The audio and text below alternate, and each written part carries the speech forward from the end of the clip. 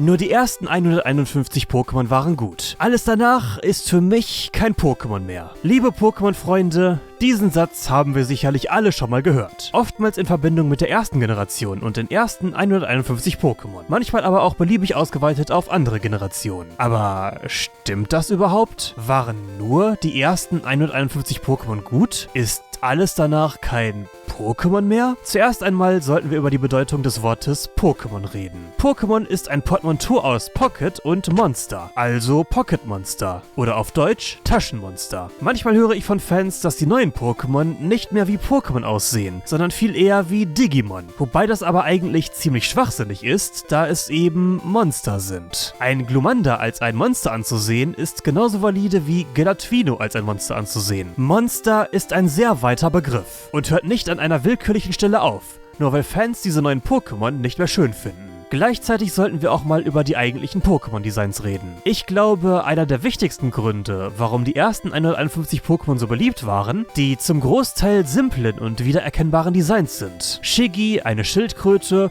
Smetbo, ein Schmetterling, Mauzi, eine Katze. Viele Designs der ersten Generation sind simpel gehalten und bieten Wiedererkennungswert. Das Problem ist nur, dass das über Zeit nicht gehalten werden kann. Irgendwann sind die einfachen Designs aufgebraucht. Und zum 5. Mal ein simples Schildkröten-Pokémon zu designen ist zwar möglich, aber nicht wirklich kreativ oder ausgefallen. Daher hatten die ersten Generationen den Vorteil, eine größere Auswahl zu haben, während sich die Designer heutzutage deutlich mehr Mühe geben müssen, um einzigartige Pokémon zu kreieren. Zudem höre ich oftmals von Fans, dass Schlüssel-Pokémon, Kerzen-Pokémon und Müll-Pokémon nicht kreativ sind, da sie auf Gegenständen basieren. Gleichermaßen wird dabei aber oftmals ignoriert, dass das schon seit der ersten Generation gang und gäbe ist. Warum ist beispielsweise ein Klavion unakzeptabel, aber ein Magnetilo vollkommen okay? Jede Generation hat einige etwas ausgefallenere Designs. Daher ist das schon ziemlich heuchlerisch. Ebenso finde ich es sehr schön, wie viele Ideen und Mythologien heutzutage in einige Pokémon fließen. Frosted, ein Pokémon, das auf der japanischen Yuki-Onna-Mythologie basiert, Absol, welches auf einem Baisei aus der chinesischen Legende basiert, und Flampivian, welches auf japanischen Daruma basiert, sind nur wenige von wirklich vielen Beispielen für die Mühe, die in Pokémon-Designs gesteckt wird. Wer also Pokémon nur oberflächlich bewertet und diese sofort als grauenhaft abstempelt, nur weil sie den eigenen Geschmack nicht treffen, sollte diese Entscheidung also eventuell überdenken,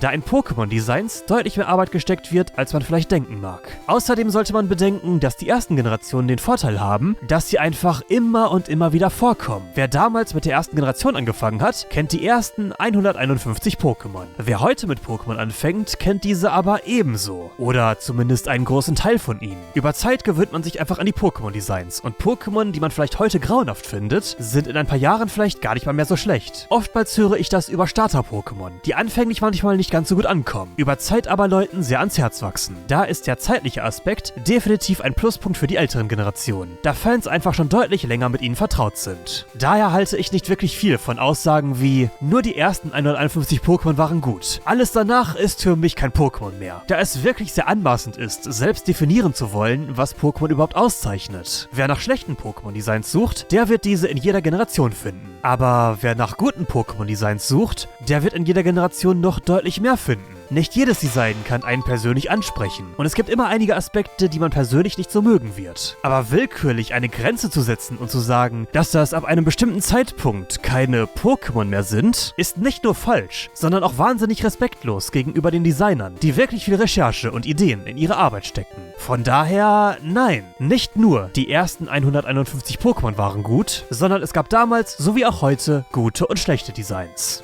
Oder wie seht ihr das Ganze so? Waren nur die ersten 151 Pokémon gut? Oder findet ihr auch die heutigen Designs noch gut? Teilt es mir in den Kommentaren mit. Und ein Daumen hoch zur Unterstützung wäre natürlich auch wie immer sehr nett. Vielen Dank fürs Zuschauen und bis zum nächsten Mal.